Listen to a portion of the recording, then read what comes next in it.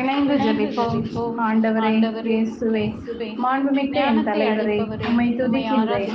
நாடு கடத்தப்பட்ட இஸ்ரேலை ஒன்று சேர்த்து மீட்டு வந்தவரே, உம்மை புகழ்கின்றேன்.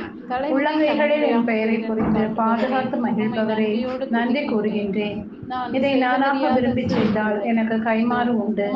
நானாக விரும்பாவிட்டாலும் இது என்னிடம் ஒப்படைக்கப்பட்டுள்ள பொறுப்பாக இருக்கிறது என்று இன்றைய இறைவார்த்தையின் மூலம் என் திருமணத்தின் வழியாக நீ தந்த பொறுப்பை மீண்டுமாக ஞாபகப்படுத்துகின்ற தயவிற்கு நன்றி இயேசுவே.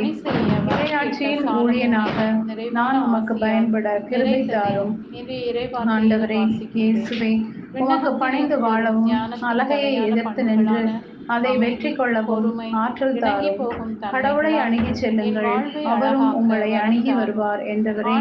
பாவியாகிய நான் முழு மனதுடன் உம்மிடம் என்னை கையளிக்கவும் தூய்மையாக இருக்கவும் கிருபை தாரும். இதோ இன்றைய நாளில் என்னை தாழ்த்தி உம்மிடம் வருகின்றேன். உமது திருவுளம் நாடுபவனாக என்னை மாற்ற வேண்டும் என்று இயேசுவின் நாமத்தில் ஜெபிக்கிறேன். ஆமென்.